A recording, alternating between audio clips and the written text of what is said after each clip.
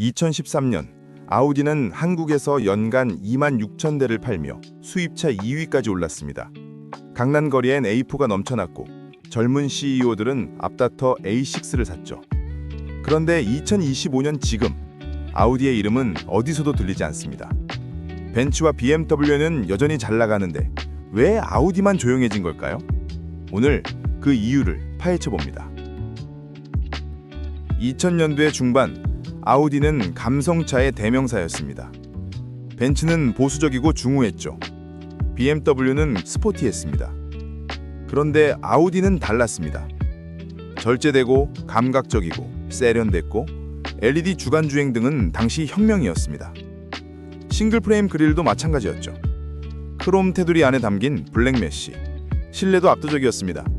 MMI 시스템으로 올라오는 디스플레이, 금속 재질 버튼들, 벤츠나 BMW보다 훨씬 미래지향적이었죠. 그래서 당시 사람들은 이렇게 말했습니다. 아우디 타면 센스 있어 보인다. 디자이너나 건축가가 탈 만한 차. 2013년 아우디 코리아는 정점을 찍습니다. 연간 판매 26,000대, 수입차 시장 점유율 2위, 벤츠 바로 다음이었죠. 그때의 아우디는 정말 핫했습니다. 그러나 2015년 9월 모든 게 무너졌습니다. 폭스바겐 그룹의 디젤 게이트, 배출가스 테스트를 속이기 위해 소프트웨어를 조작한 사건이었죠. 전 세계가 경악했습니다. 문제는 아우디가 폭스바겐 그룹의 프리미엄 브랜드였다는 겁니다. 디젤 게이트의 핵심 엔진들은 아우디에도 그대로 들어갔어요. 모두 연루됐습니다. 한국 정부는 2016년 8월 강력하게 대응합니다. 아우디 폭스바겐 차량 8만여 대의 인증을 취소했고 판매와 등록이 전면 중단됐죠. 당시 한 오너는 이렇게 말했죠. 아우디가 우릴 배신했다. 신뢰는 한순간에 무너졌습니다. 10년 쌓은 이미지가 단 한 건의 사건으로 산산조각난 겁니다. 아우디는 한국 시장에서 사실상 사라졌습니다. 판매 순위 10위 안에도 이름이 없었어요. 전 시장은 한산했고 신차 출시는 뜸했습니다. 심지어 일부 딜러는 문을 닫았죠. 그 사이 경쟁사들은 날개를 달았습니다. 벤츠는 신형 C클래스와 E클래스를 빠르게 투입했고 BMW는 리콜 체계를 대대적으로 혁신하며 신뢰를 회복했습니다. 하지만 아우디는 그저 침묵했습니다. 복귀 시기도 불투명했고 사과도 부족했습니다. 한 번 떠난 고객은 쉽게 돌아오지 않습니다. 아우디는 다시 정상 판매를 재개합니다. 하지만 이미 시장 판도는 완전히 바뀌어 있었습니다. 벤츠는 1위를 굳혔고 BMW는 M 시리즈로 팬덤을 키웠으며 테슬라는 전기차 시장을 장악했죠. 그리고 아우디는 그저 옛날에 잘 나가던 브랜드로 기억될 뿐이었습니다. 아우디의 몰락엔 디자인도 한몫했습니다. 한때 최고의 무기였던 그 디자인이 말이죠. 반면 경쟁사들은 개성을 키우고 있습니다. BMW는 논란이 되든 말든 새로 키드니 그릴로 강렬한 인상을 남겼죠. 벤츠는 EQ 시리즈로 전혀 새로운 디자인 언어를 만들었습니다.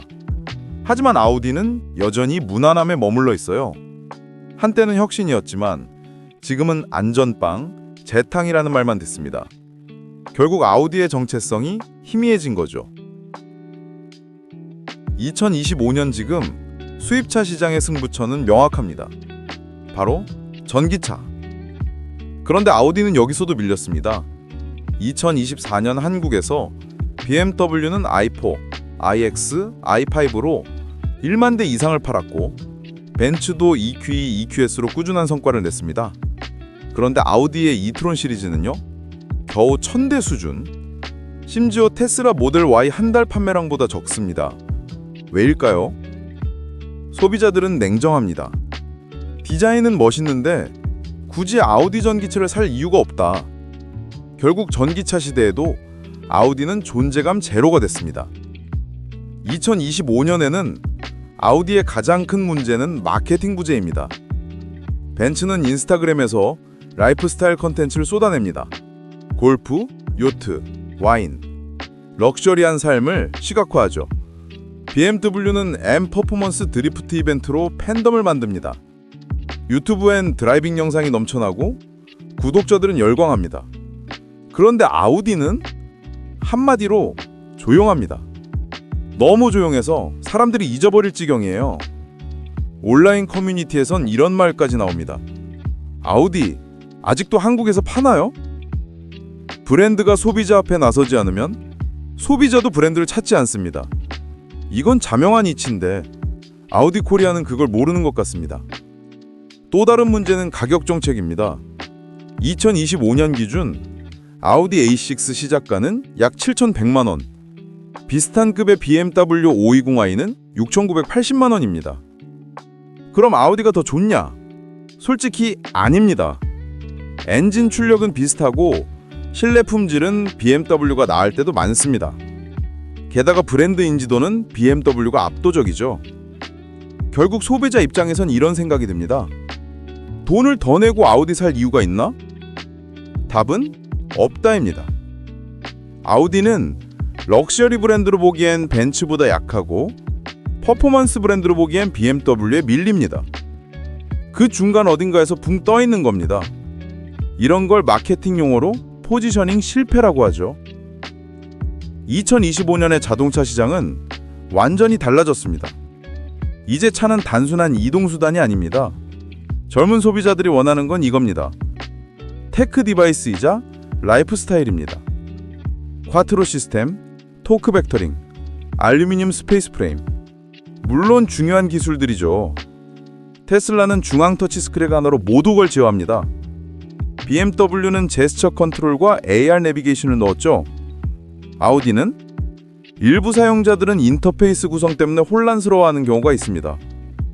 결국 소비자가 원하는 미래와 아우디가 제공하는 현재 사이에 간극이 생긴 겁니다.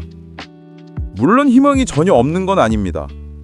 2025년 기준 아우디 코리아는 전기차 판매로 회복 조짐을 보이고 있습니다. 상반기 판매 4,910대 중 약 1,178대가 큐포이트론이었습니다. 전년 대비 플러스 36% 성장. 하지만 여전히 테슬라의 월 9,000대 판매량에 비하면 초라한 수준이죠.